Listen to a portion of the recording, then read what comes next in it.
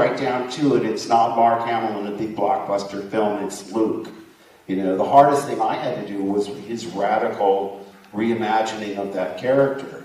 So, you know, you had to figure out your backstory, even though it's not important to the audience, it's important to the actor to know, hey, what happened between the last one and this one, where the most optimistic guy in the galaxy becomes a suicidal, cranky old man telling people to get off his lawn. And it's just a loop that I didn't really know. Even the things that I said, like, well, wait a second, you know, I'm going to burn down the library. Don't try and stop me, you know, and then Yoda raises a finger, does it for me, and I go, but just think the Jedi text! Hey, make up your mind. That's Luke. But yeah, that's what I'm saying. I said, oh, okay, not only is he a broken man, he's certifiably insane. No, I can play that.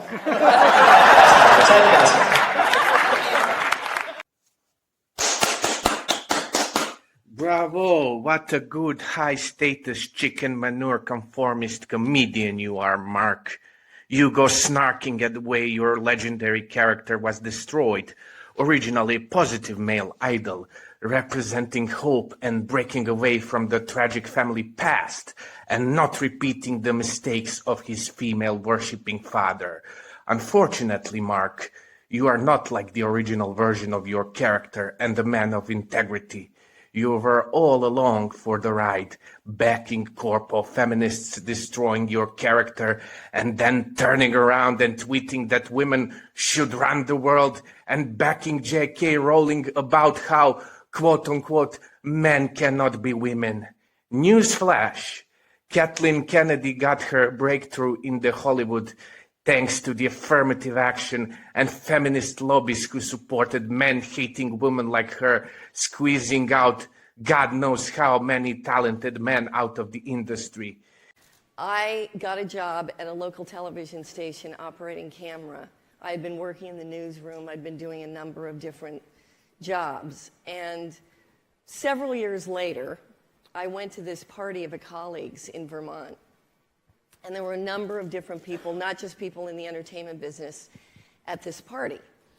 And this woman walked up to me and she said, you're Kathy Kennedy, aren't you? Now, I first of all, I was enjoying the fact no one had any idea who I was.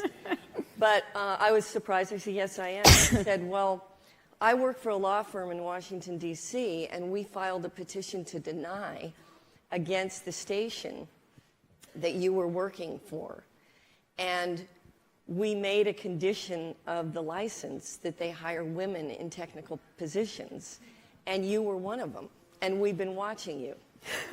So I at least felt good that I had managed to use the job in a way that has put me where I am today. But what I think is really interesting is the fascinating thing that I look back on is that the fact that that opportunity was afforded me, it's really put me in a position to make decisions that affect a lot of the women that I work with today that I think has made a huge difference. I mean, the fact that I can sit in a meeting and say, I think the protagonist should be a woman. Mm-hmm. I think that those are the kind of changes that are really, really important in our business. And that was the beginning. That was the opportunity that afforded me that position. She rode the coattails of men like George Lucas until she got high on the ladder that she didn't have to hide her contempt for men. To give her the credit, she didn't turn around and kick down the ladder for other women the way so many men do to other men, like you, Mark. Now, I do have some issues with Samuel L. Jackson, but I have to give him some credit.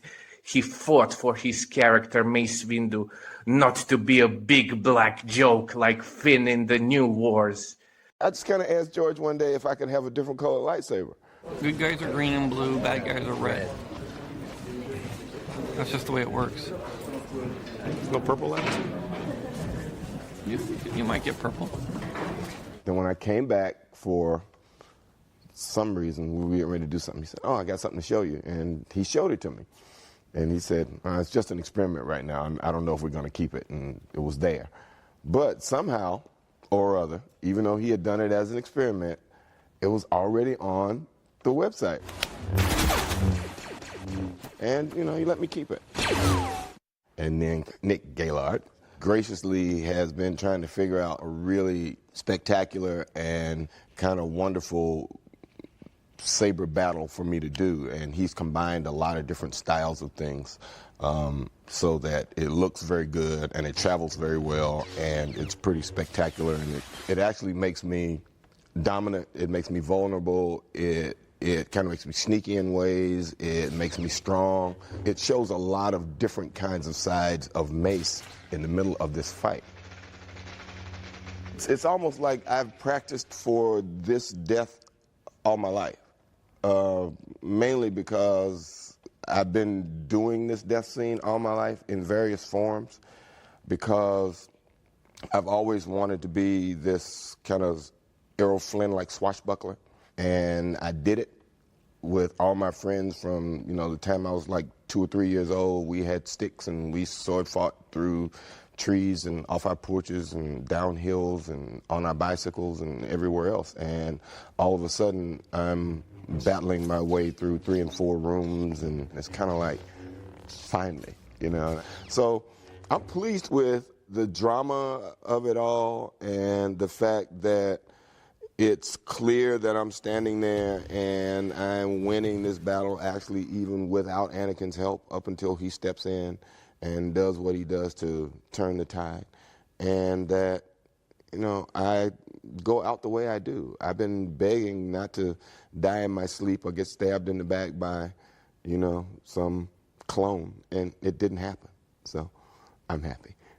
All of you liberal Hollywood status chasers and money makers make me sick in my stomach for being such pander bears.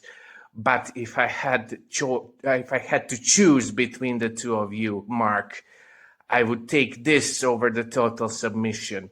I hope the day comes when history remembers men who submitted and backed total female social dominance as quislings.